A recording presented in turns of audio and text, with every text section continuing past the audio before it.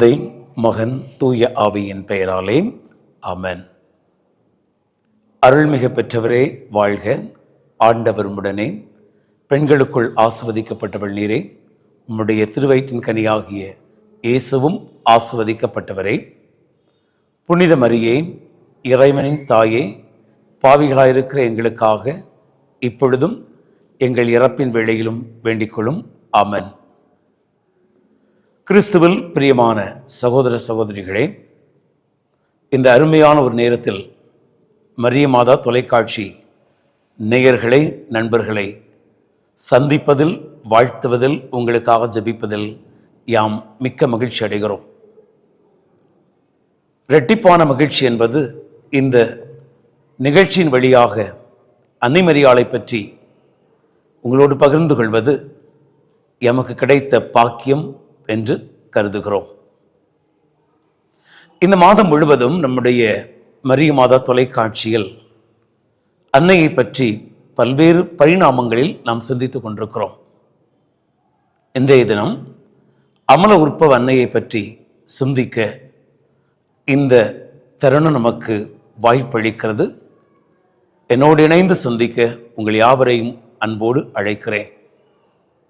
உங்களை சந்திப்பதிலும் அமல உற்பவ அன்னையை பற்றி உங்களோடு பகிர்ந்து கொள்வதிலும் இந்த ஒரு அருமையான வாய்ப்பை தந்த மரிய மாதா தொலைக்காட்சி உரிமையாளர் மற்றும் அதோடு இணைந்து உழைக்கக்கூடிய அனைத்து நண்பர்களுக்கும் எமது நன்றியும் வாழ்த்துக்களும்.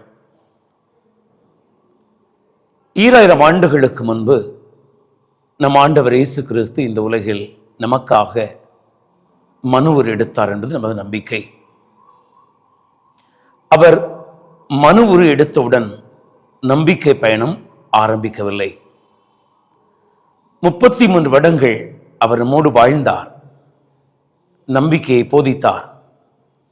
3 வருடங்கள் அவர் நம் மத்தியில் தன்னுடைய இறையாட்சியை போதனை வழியாக, நலவாழ்வு பணிகள் வழியாக அவர் எண்பித்து காட்டினார்.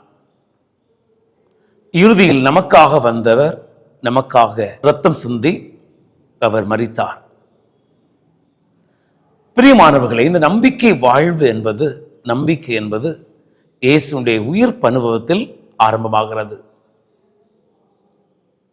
கிறிஸ்தவ வாழ்வும் திரு அவை வாழ்வும் நம்முடைய பணி வாழ்வும் இயேசுடைய உயிர்ப்போடு கூடிய நம்பிக்கையில்தான் துவங்குகிறது என்பதை முதலில் நாம் புரிந்து கொள்ள விளைகிறோம். திருச்சபை இந்த நம்பிக்கை பயணத்தில் தனது தலைவனும் இயேசுவும் கடவுளுமாகிய தமத்திருத்துவத்தின் மேல் பல்வேறு நம்பிக்கைகளை நம்பிக்கை அறிக்கையின் வழியாக பதிவு செய்கிறது. இந்த நம்பிக்கை கோட்பாடுகள் அல்லது நம்பிக்கை அறிக்கையில் முதன்மையாக இடம்பெறக்கூடிய கோட்பாடுகள் ஒன்றுதான் அன்னை மரியாளுடைய அமல உற்பவம். அன்னை மரியாளை பொறுத்தளவில் பிரியமானவர்களே, அவளுக்கு பல்வேறு பெயர்கள் நாம் திரு அவையிலும் சரி, நம்முடைய நம்பிக்கை வாழ்விலும் காண கிடக்கிறது. பல்வேறு பெயர்களால் அன்னை அழைக்கப்படுகிறாள். ஒரு சில பெயர்கள் அவள் காட்சி கொடுத்த இடத்தின் பெயராக அவளுக்கு வருகிறது. ஒரு சில பெயர்கள் அவளுடைய பணி வாழ்வில் அவள் கடந்து வந்த பாதை, அதில் அவள் அனுபவித்த வேதனை வழியாக அவளுக்கு அந்த பெயர் கிடைக்கிறது. ஆனால் அமல உற்பவ அன்னை என்பது திரு அவை அவள் மேல் வைத்திருக்கக்கூடிய அந்த நம்பிக்கை கோட்பாடின் அடிப்படையில் அவளுக்கு கிடைத்த ஒரு பெயர். அமல உற்பவம் என்றால் அன்னை மரியாள், அவளை ஈன்றெடுத்த தாய் ஜோக்கிம், அன்னம்மாள், இவர்கள் அவளை கருத்தாங்கிய பொழுதே கடவுள் அவளை ஆதிநிலை பாவத்திலிருந்து, தொடக்க பாவத்திலிருந்து அவளை காத்து வந்தார் என்பதுதான் இந்த அமல உற்பவம் என்ற கோட்பாடுடைய அடித்தளமாக அமைகிறது. அன்புக்குரியவர்களே, தொடக்க நூலில் நாம் வாசிக்கிறோம், கடவுள் மனிதனை படைத்தார். மனிதன் கடவுளுடைய கட்டளையை மீறுகிறான். இங்கு மனிதன் மேல் கடவுளுடைய சினம் வருகிறது. கடவுள் மனிதன் மேல் கொண்ட சினம் அவனை வனாந்திரத்திலிருந்து துரத்துகிறது. மனிதன் கடவுள் மேல் கடவுளுடைய அந்த கருணை, இரக்கம், அருளை புரிந்து கொள்ளாமல் மீறி செய்த பாவம்தான் தொடக்க நிலை பாவம் அல்லது ஆதி பாவம். நம்முடைய கிறிஸ்தவ நம்பிக்கை என்பது, கிறிஸ்தவத்தில் ஒவ்வொரு மனிதனுமே இந்த பிறப்பு நிலை அல்லது ஆதிநிலை பாவத்திலிருந்து அவன் பிறப்பெடுக்கிறான். திருமுழுக்கு என்ற அருள் சாதனம் இந்த பிறப்பு நிலை பாவத்திலிருந்து அவனுக்கு விடுதலை கொடுக்கிறது. ஆனால் அன்னை மரியாளை பொறுத்தளவில் ஜோக்கின் அன்னம்மாள் அவளை ஈன்ற பொழுது கடவுள் அவளை முன்குறித்து வைத்ததால் அவள் இந்த பிறப்பிலை பாவத்திலிருந்து விடுவிக்கப்பட்டு தூய அருளால் அவள் பிறப்பெடுக்கிறாள். விவிலியத்தை நாம் வாசிக்கிற பொழுது விவிலியத்தினுடைய எந்த ஒரு இடத்திலும் சரி அவள் பிறப்பு நிலை பாவத்திலிருந்து விடுவிக்கப்பட்டாள் என்ற சாட்சியங்கள் நமக்கு கிடைக்கவில்லை என்றாலும் லூக்கா எழுதின செய்தி அதிகாரம் 1 வசனம் 26 ஆண்டவரிடமிருந்து அந்த மங்கள வார்த்தையை அன்னை மரியாளுக்கு கொண்டு வந்த கப்ரியேல் தூதர் லூக்கா எழுதின செய்தி அதிகாரம் 1 வசனம் 28 மிக அருமையாக சொல்லுவார், அருள் நிறைந்தவளே வாழ்க. அருள் நிறைந்தவள் என்ற வார்த்தையின் அர்த்தம் என்ன?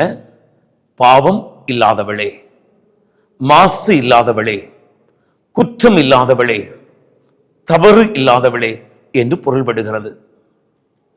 இந்த மங்கள வார்த்தை ஜெபத்தில் வரக்கூடிய அருள் நிறைந்தவளே என்ற வார்த்தையை விண்ணகத்திலிருந்து மண்ணகம் கொண்டு வந்தது கப்ரியேல் தூதர் என்றாலும் அந்த கப்ரியேல் தூதர் என்பவர் சொன்ன வார்த்தை அவருடைய வார்த்தை அல்ல, அது கடவுள் அவருக்கு அனுப்பிய செய்தி.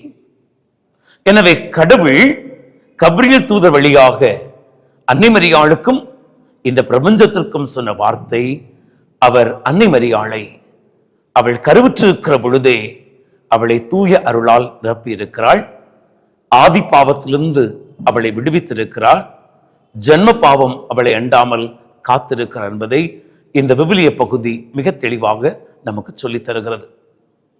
எதற்காக அன்னை மரியாள் இப்படி ஜென்ம பாவத்திலிருந்து விடுவிக்கப்பட்டு அருள் நிறைந்தவளாக ஆண்டவரால் இங்கு அபிஷேகம் செய்யப்பட்டாள் என்றால் விவிலியம் 2 பின்னணிகளை நமக்கு தருகிறது. ஒன்று, அன்னை மரியாள் ஆதிநிலை பாவத்திலிருந்து விடுவிக்கப்பட்டதனுடைய தலையாய நோக்கம் என்பது அவள் இறைவனின் தாயாக தேர்ந்து கொள்ளப்பட்டாள். அல்லது ஆண்டவர் இயேசு கிறிஸ்துவை அவள் ஈன்றெடுக்கிற பொழுது கடவுளின் மகனை பாவநிலையில் அவள் ஈன்றெடுக்க முடியாது. எனவே கடவுள் தன் மகனை அவள் ஈன்றெடுப்பதற்காக அவளை பாவத்திலிருந்து விடுவித்து அருளால் நிறைத்து அவளை பாதுகாத்திருக்கிறாள் என்பது இந்த விசுவாச கோட்பாடு நமக்கு தரக்கூடிய ஒரு செய்தி.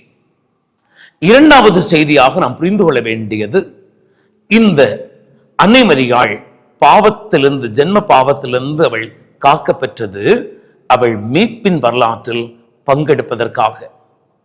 இதைத்தான் அவளுடைய அருமையான பாடல் நமக்கு தெளிவுபடுத்துகிறது. லூக்கா செய்தி அதிகாரம் 1 வசனம் 46 56 வாசிக்கின்ற பொழுது இதை அவள் மிக அருமையாக பதிவு செய்கிறாள். என் ஆன்மா ஆண்டவரை ஏத்தி போற்றுகிறது, என் மீட்பராம் கடவுளை எனது மனம் பேறு வகை கொள்ளுகிறது. ஏனெனில் இந்த அடிமையின் தாழ்நிலையை அவர் கண் நோக்கினார். இந்நாள் முதல் எல்லா தலைமுறையினரும் என்னை பேறு பெற்றவர் என்பர்.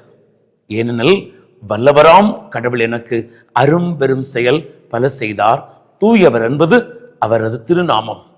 இந்த பாடலில் அன்னை மரியாள் கடவுள் தன்னை காத்து வந்ததற்காகவும் தன்னை பாவத்திலிருந்து அவர் காத்ததற்காகவும் ஜென்ம பாவம் அவளை அண்டாமல் அவளை அவர் பாதுகாத்ததற்காகவும் நன்றி சொல்கிறாள். கடவுளுடைய அரும்பெரும் செயல்களுக்காக அவள் அங்கு நன்றி சொல்வதோடு மட்டுமல்ல, கடவுள் அருளால் நிறைந்தவர் என்பதை அங்கு அவள் சுட்டி காட்டுகிறாள். கடவுளுக்கு அஞ்சுவோருக்கும் கடவுளுக்கு பயப்படுவதற்கும் அவர் என்றுமே இரக்கம் காட்டக்கூடிய ஒரு கடவுளாக கடவுளை அவர் அங்கு எடுத்து எம்புகிறார். அன்புக்குரிய சகோதர சகோதரிகளே, திரு அவை 1854 ஆண்டு திருத்தந்தை 9ஆம் பயஸ் அவர்களுடைய காலத்தில்தான் அன்னை மரியாளுடைய இந்த அமல உற்பவம் என்ற விசுவாச கோட்பாடை திரு அவை ஒரு கோட்பாடாக அறிவிக்கிறது. இன்றைய நாளில் நான் உங்களை சந்தித்த இந்த ஒரு தருணம் அருமையான தருணம் என்றாலும், அன்புக்குரியவர்களே, நம்முடைய திரு அவையிலிருந்து பிரிந்து சென்ற அநேகமான சகோதர சகோதரிகள், நம் அன்புக்குரியவர்கள் இந்த விசுவாச கோட்பாட்டை அவர்கள் ஏற்றுக்கொள்வதில்லை. இந்த விசுவாச உண்மையை அவர்கள் ஏற்றுக்கொள்வதில்லை. அவர்களை பொறுத்தளவில் அன்னை மரியாள் இறைவனுடைய மகனை ஈண்டெடுப்பதற்காக தேவைப்பட்டால் தேவை முடிந்து விட்டது, அவளை தூக்கி எறிய வேண்டும். ஆனால் அவளை அழைத்த இறைவன், அவளை தேர்ந்து கொண்ட இறைவன், அவளை பாவத்திலிருந்து ஜென்ம பாவத்திலிருந்து விடுவித்த இறைவன், தன் மகனுக்கு அவளை தாயாக தந்த இறைவன் நன்றியுள்ள ஒரு தேவன். எனவேதான் அந்த இறைவனுடைய நாமம் இந்த உலகில் உச்சரிக்கப்படும் நாள் வரை அவரை ஈண்டெடுத்த அன்னையின் நாமமும் உச்சரிக்கப்பட வேண்டும் என்பதே கடவுளின் திருவுளம்.